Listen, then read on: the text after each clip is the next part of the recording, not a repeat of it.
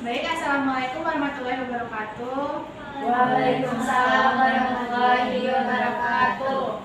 Baik, ibu-ibu sekalian, sebelum perkenalkan, saya Jonda Haskala Patra, selaku mahasiswa dari Universitas Jenderal Ahmad Yani.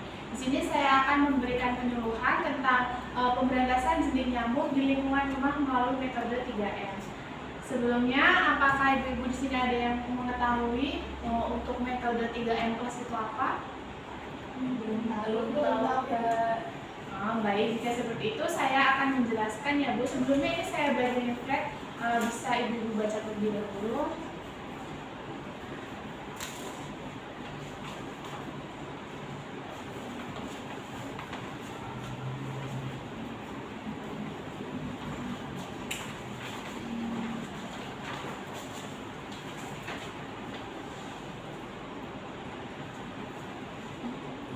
Sudah. Kalau begitu saya jelaskan ya Ibu untuk pengertian 3M plusnya. 3M plus adalah singkatan dari menguras, menutup, dan mendaur ulang barang bekas yang dikombinasikan dengan berbagai kegiatan pencegahan tambahan plus untuk memberantas sarang nyamuk Aedes aegypti dan mencegah penyakit demam berdarah. Jadi 3M plus ini untuk memberantas penularan DBD ya Bu. Dan untuk kegiatan plusnya meliputi penggunaan obat anti nyamuk, kelambu, abates, tanaman pengusir nyamuk, serta pemeliharaan ikan pemakan jentik nyamuk.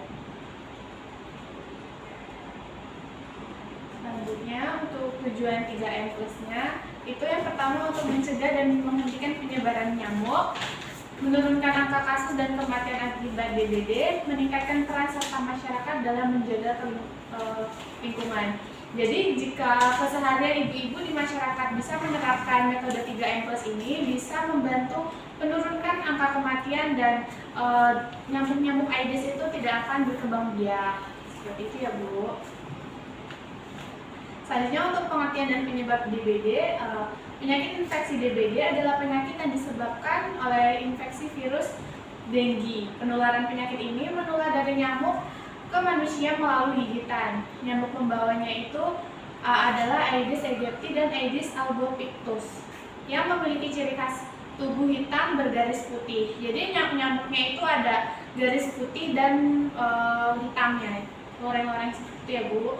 Waktu penularannya itu biasanya nyamuknya itu aktif menggigit di pagi dan sore hari. Orang yang terinfeksi virus ini untuk kedua kalinya memiliki resiko jauh yang lebih besar terserang penyakit parah. Jadi kalau misalnya udah kena sekali, kalau bisa jangan 2 kali karena nanti bisa mengakibatkan kematian. Gejalanya itu seperti demam, ruam, merah-merah di kulit, serta nyeri otot dan sendi. Pada kasus yang parah terjadi pendarahan hebat dan shock yang dapat menyebabkan kematian. Penanganan berupa dengan cairan dan pereda nyeri. Kasus yang parah harus melalui rawat inap. Jadi jika udah ibu-ibu sekalian atau keluarganya atau siapapun itu yang sudah mengalami gejala DBD, segera periksa ke rumah sakit untuk penanganan lebih lanjut. Selanjutnya untuk tempat berkembang biaknya jentik, untuk di dalam rumah itu ada di bak mandi atau bak penampung air, kemudian ada wadah penampung dispenser. Biasanya dispenser itu ada untuk penampung air di warna biru-birunya itu biasanya kalau tidak sering dibuang itu bisa jadi sarang jentik nyamuk. Kemudian tempat minum hewan peliharaan yang jarang dibersihkan atau diganti, penampungan air dari AC, pot bunga dan vas bunga. Biasanya di pot bunga atau vas bunga itu ada genangan air ya karena nggak menyerap seluruh ke tanaman, jadinya itu bisa menyebabkan jentik nyamuk. Selanjutnya untuk di luar rumah itu barang bekas yang tidak terpakai seperti ban, kaleng, dan batok kelapa, tempat sampah yang tidak tertutup rapat, selokan atau saluran air, dan talang air yang tersumbat. Jadi jika ada tempat-tempat barang-barang bekas atau adanya genangan air, kalau bisa segera dibuang supaya untuk menghentikan perkembangbiakan jentik nyamuk.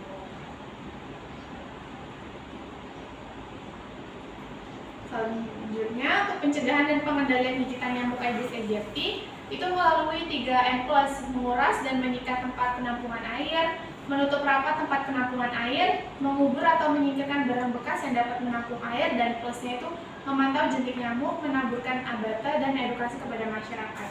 Ini saya memiliki bubuk abata ini untuk membunuh jentik nyamuk. Ini biasanya digunakan di toren air, nanti akan dibahas untuk slide selanjutnya ya, mohon diperhatikan. Kemudian untuk larvasidasi, nah ini dia bubuk abata 1 gramnya per 10 liter air. 10 liter air ini biasanya di tangga atau bak air yang mencakup air dengan skala besar. Kemudian efektif membunuh jentik selama 3 bulan tanpa mengubah sifat air. Jadi menggunakan bubuk ini nggak bakal merubah warna, aroma, ataupun rasa airnya. Terus perlu edukasi untuk penggunaannya lama, tetapi butuh edukasi yang tepat ya, takutnya ini disalahgunakan atau penggunaannya yang salah.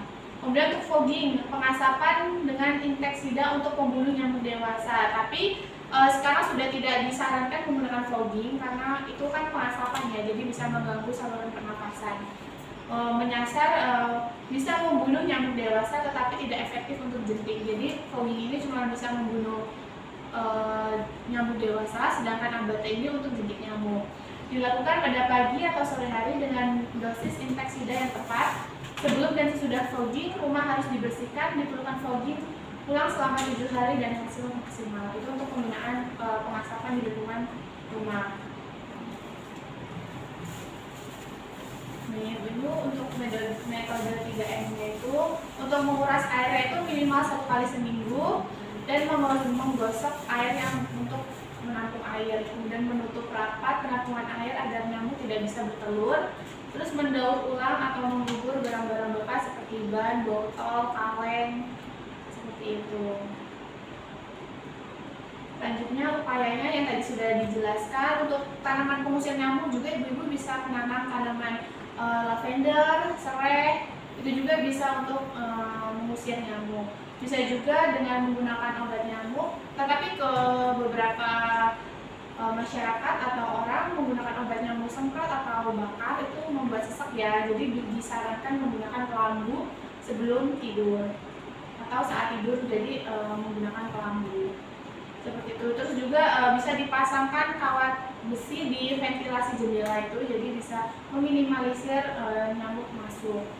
Terus juga menghindari menggantung pakaian. Biasanya kan banyak tuh ibu rumah tangga yang suka menggantung pakaian di lemari atau di tempat-tempat yang bisa disampirin, itu lebih baik jangan, karena itu bisa mengundang nyamuk hinggap di situ. Baik, sudah selesai untuk penyuluhan saya. Sebelum itu apakah ada yang ditanyakan?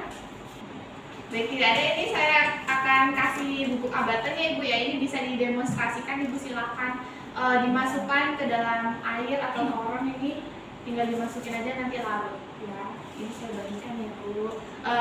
Sebelum itu saya mencatat terima kasih. Ini bu. Saya pakai ini beneran kayak bisa beneran beneran. Iya bisa, nanti ditaruh di toren ya, toren atau air dengan skala besar itu bisa itu beneran ya. Kalau gitu saya akhiri ya. Apa kalian mereka? Kalau dikasih ke toren Ya. itu kan biasanya kan ini ya, bisa karena kan kalau orang lama ya, orang dulu itu dia tuh minum pakai air rebusan dari toren. Nah itu bahaya nggak sih kalau misalnya dikonsumsi? Oh, untuk penelitian yang sudah saya baca untuk bahaya atau tidaknya sebenarnya tidak ya, karena kan bubuk itu tidak mengubah rasa, tidak mengubah zat atau sifat-sifatnya itu ada tadi sudah saya sampaikan, jadi itu tidak berbahaya jika dikonsumsi. Apalagi kan minumnya untuk diminum kan direbus dulu ya, jadi kuman-kumannya bakal mati. Jadi nggak dari mati ya? Iya. Apa yang ditanyakan lagi? Oke, kalau cukup saya akhiri. Terima kasih untuk ibu-ibu yang sudah hadir untuk acara penyuluhan. Saya ucapkan terima kasih sebaik-banyaknya. Saya akhiri. Wassalamualaikum warahmatullahi wabarakatuh. Waalaikumsalam warahmatullahi wabarakatuh. Terima kasih.